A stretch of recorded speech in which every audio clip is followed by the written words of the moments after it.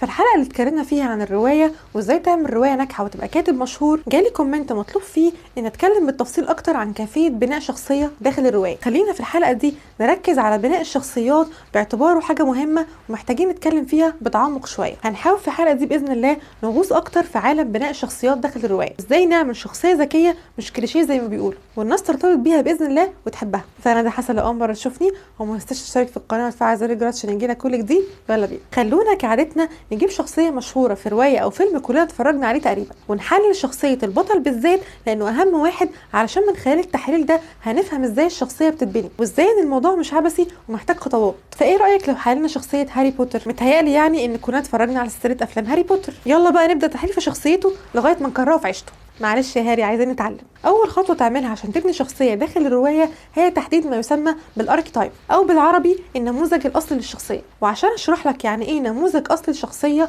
لازم اقول لك الانواع المشهوره والمتعارف عليها للنماذج دي، وانت هتفهم يعني ايه نموذج او اركيتايب للشخصيه. يعني مثلا عندك نموذج الشخص البطل او الهيرو، او عندك نموذج الشخصيه الطيبه او المهتمه باللي حواليها، او مثلا عندك نموذج الشخص الشرير او الخارج عن القانون، ونموذج الشخص العاشق، ونموذج شخصيه الساحر. في كتير بس هنكتفي بدول عشان ما اطولش عليكم. المهم، هل ملاحظ حاجه؟ انت اختزلت الشخصيه اللي معاك في كلمه واحده. يعني مثلا انت لما بتيجي بتتعامل مع حد قلبه على اللي حواليه دايما وبيحب يساعد الناس ولين في التعاملات، لما تيجي توصف شخصيته بنقول عليه ده شخص طيب، صح؟ بتختصر كل ده في كلمه طيب، لان دي الصفات الطبيعيه او ده النمط الطبيعي او السلوك الطبيعي لشخصيه واحد طيب. مثال تاني، انت لو جيت تتعامل مع حد شجاع وقوي ومسؤول ويعتمد عليه ومقتدر دايما وصاحب صاحبه، بتقول عليه انه بطل او هيرو.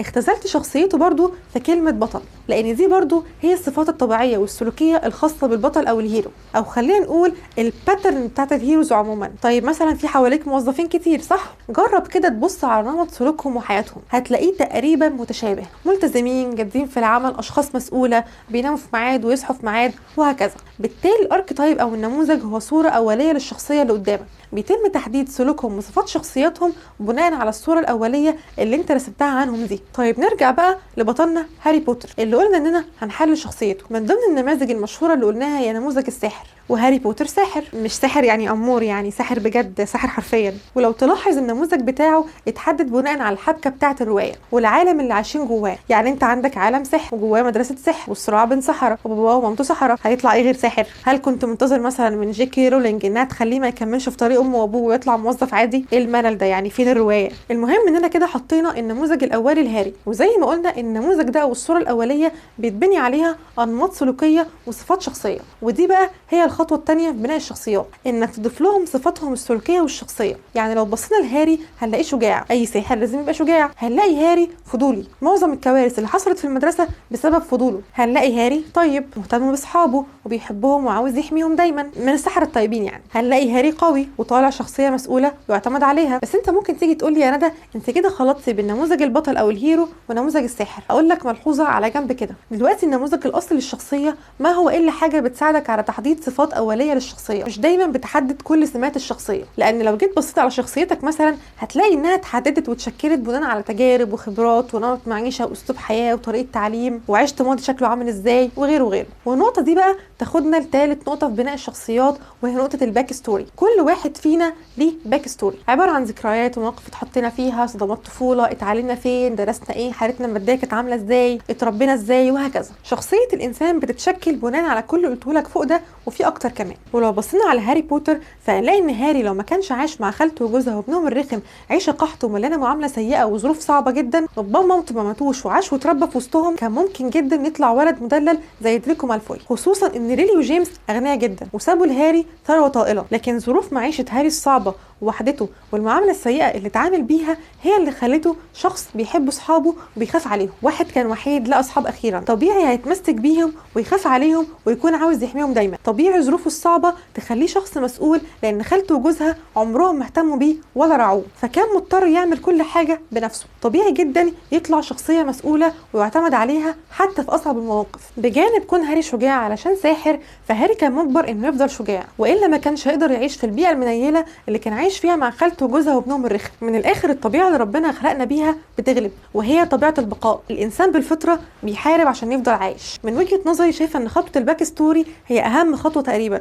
لانها بتساعدك بنسبه كبيره جدا انك تبني الشخصيه اللي قدامك، وكمان تحدد الشخصيه دي هتتعامل ازاي في اي موقف صعب هتحطه لها في الروايه. يعني مثلا قلنا ان هاري حد بيحب اصحابه بيهتم بيهم وعاوز يحميهم، في هاري هيتصرف ازاي لما يعرف ان في وحش هجم على المدرسه ومتوجه لحمام البنات اللي هرميوني قاعده فيه بتعيط من الصبح، وبالتالي هرميوني في خطر. طبيعي جدا بناء على الصفات الشخصيه اللي اتحددت لهاري انه هيجري عشان ينقذها بغض النظر عن اي عواقب هتحصل له. طبعا احنا من كلامنا عن شخصيه هاري اللي ما حصلتش حسينا انها شخصيه بيرفكت ومفيش منها اتنين. هقول لك لا، هاري ما كانش بيرفكت ولا حاجه وليه عيوب عادي. والنقطه دي تاخدنا نقطه مهمه جدا في بناء شخصيات الروايه، وهي انك لازم تحط عيوب في الشخصيه اللي هتبنيها. كتير من الروايات اللي بتقراها او المسلسلات اللي بتتفرج عليها بتطلع البطل ما فيهوش غلطه. فاكرين في حلقه الروايه لما قلت لك الفرق بين كونان واكاي، وانهم جايبين كونان بيعرف يعمل كل حاجه وذكي وبيلقطها وهي طايره وما بيغلطش ابدا ابدا، وقلت لك ان في ناس كتير مش بتحبه زي اكاي لان هم شايفينه شخصيه مش واقعيه ومفيش حد كده. من ضمن الحاجات اللي بتخلينا نرتبط بالشخصيه اللي بتقدم هي مدى قربها مننا ومن الواقع. مفيش انسان ما فيهوش عيوب، ولما تطلع لي انسان بيرفكت ما فيهوش عيوب مش هيلامس معانا خالص. الناس هتخلص الروايه وهتنساه لانه مش موجود في الواقع، مش هتفتكره اصلا. لكن لو حطيت شخصيه واقعيه ومنطقيه الناس هتفضل فاكراها وهي بتتعامل مع ناس شبهها عادي، او ممكن اللي بيقرا تكون شخصيته شبه الشخصيه اللي جوه الروايه فهيرتبط بيها وهيحس انها بتعبر عنه. المهم انك ضروري تحط عيوب للشخصيه. ونرجع لهاري، فهنلاحظ ان هاري ما كانش ذكي اوفر، كان عادي. هرميوني هي اللي كانت ذكيه وكانت بتفكر معظم الوقت وبتخطط بدلهم بهدوء علشان ما يندفعوش ويعملوا حركه غبيه. على الرغم من ان هاري هو البطل الرئيسي، ولكن جي.كي. رولينج ما طلعتوش ذكي زي هرميوني. وكمان هاري ما كانش دايما صح في استنتاجاته، كان بيغلط عادي، بدليل انه عمره ما اكتشف ان سنيب كان بيحميه طول الوقت. انك تدي للشخصيه اللي بتقدمها سقطات وغلطات وعيوب ده بيقرب الشخصيه للواقع اكتر واكتر، وبيخلي القارئ يرتبط بيها ويحبها. ونقطة العيوب دي بتلمس مع نقطة تانية مهمة برضو في بناء الشخصية، وهي فكرة عدم تحميل البطل كل المسؤولية. لو تلاحظ ان بالرغم من ان هاري هو البطل فجي.كي. رولينج ما طلعتوش بيعرف يعمل كل حاجة لوحده، ولا طلعته شايل مسؤولية انقاذ المدرسة لوحده. كل اللي حواليه ساعدوه وكانوا بينقذوه كمان. معظم الروايات والمسلسلات بتطلع البطل الكون كله بيحوم حواليه وهو اللي بيعمل كل حاجة، ودايما الناس بتتكلم عنه وعن اخلاقه وطيبته وشهامته والرغي ده كله. مفيش مشهد مش هتلاقي البطل فيه الكاميرا عليها فوكس غريب عليه، والرواية ما بتجيبش غير في سيرته، ودايما هو البطل الشجاع اللي بينقذ كل الناس وذكي وعبقري. ولو طلعهولك في مشهد اتضحك عليه فهيبقى بلوت تويست، لانه هيطلع بيمثل انه اتضحك عليه. بص حاجه تقرف بكلمك بصراحه، بتقعد باصص للمسلسل بقرف كده وتقول الجمله الشهيره بتاعت يا محور الكون ان الكون مشغول. استنتج انك لازم تخلي الشخصيه طبيعيه وواقعيه، والروايه مش شايلها حد واحد. امال انت تعب نفسك ليه وحط الشخصيات دي كلها؟ مفيش حد بينصح، مفيش حد بيغير في البطل حاجه، مفيش كلب البطل بيحبه طيب بيأثر فيه. وبالكلام بقى عن التأثير، ففي نقطه مهمه جدا لازم تاخد بالك منها وانت بتبني الشخصيه، وهي هل هي شخصيه ديناميكيه ولا ثابته؟ يعني ايه؟ يعني في شخصيات في اول الروايه هتلاقيها بتتمتع بصفات معينه، لما بيمر عليها مواقف والصراعات الخاصه بالروايه بتتغير. يعني مثلا واحد كانت حياته عاديه جدا، بيحصل موقف بتتشقلب فيه حياته، فبالتالي هو وضعه اتغير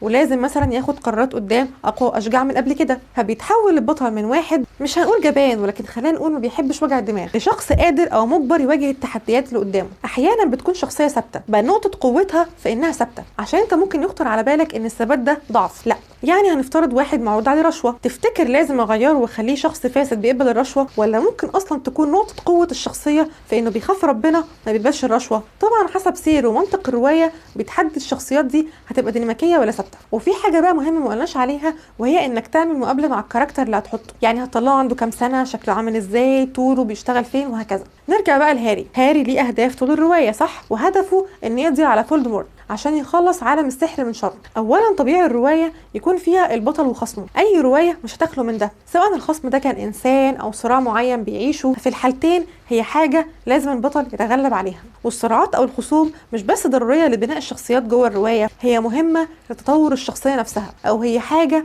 بتشكل الجو العام بتاع الروايه اصلا واهداف الروايه نفسها. وبما اننا بنتكلم عن الخصوم فضروري جدا تبني الشخصيه الخاصه بالخصم وتخليها برضو واقعيه ومنطقيه. في روايات او مسلسلات بتطلع الشخص الخصم شخص غبي قوي عشان تبرز الشخصيه الرئيسيه، وده غلط كبير جدا. هو في شرير يا جماعه دماغه مش عاليه؟ شرير ازاي يعني؟ شرير على ما يجيبه شرير؟ الشرير هو كمان شرير لسبب. في قصه هاري فولدمورت مش شرير لاجل الشر على فكره، هو عنده دوافع وماضي واسباب بتخليه يعمل اللي بيعمله ده، وده منطقي. الشرير منطقه فاسد، وده اللي بيخليه يعمل حاجات غلط اصلا. ولكن بالرغم ان المنطق فاسد الا انه يظل منطق بالنسبه له. ما قلتش نتعاطف مع منطقه او مع دوافعه، ولكن محدش بيعمل حاجه من غير سبب، وده اللي بيخلي الشخصيه واقعيه اكتر والناس بتتفاعل معاها. فزي ما ركزت في كتابه الشخصيه الرئيسيه، لازم تركز برضو في كتابه شخصيه الخصم. وطبعا ما تنساش برضو بقيه شخصيات الروايه، وانك ما تهملش برضو في كتابتهم، لان حتى لو ليهم دور ثانوي فهو يفضل دور في الروايه، والروايه بتتبني عليهم حتى لو بناء بسيط. فعلشان تكون الروايه متكامله ومنطقيه لازم تهتم بالحاجات البسيطه دي. احنا كده حللنا شخصيه هاري، وعرفنا هاري اتكتب ازاي، وعرفنا ايه هي الخطوات لكتابه شخصيه منطقيه والناس تتفاعل معاها. خلي بالك من كلمه التفاعلوا معاها دي، لان الروايه زي ما قلنا في الحلقات اللي فاتت الناس بتخش جواها وتعيش العالم بتاعها. فلو الروايه والشخصيات ضعيفه مش هيحسوا نفسهم فيها ولا هيتفاعلوا معاها وهينسوها. قولي تحت في الكومنتات ايه اكتر شخصيه ارتبطت بيها وحبيتها في اي روايه، وقولي حابب تتكلم عن ايه تاني باذن الله الفتره الجايه سواء في مجال الادب او مجالات تانية. وما تنساش لو عجبتك الحلقه تشترك في القناه وتدعمني وتفعل زر الجرس عشان يجيلك كل جديد، وتشير الفيديو مع صحابك اللي حابين يعرفوا عن مجالات مختلفه وكليات مختلفه. اشوفك باذن الله في حلقات جديده. السلام عليكم.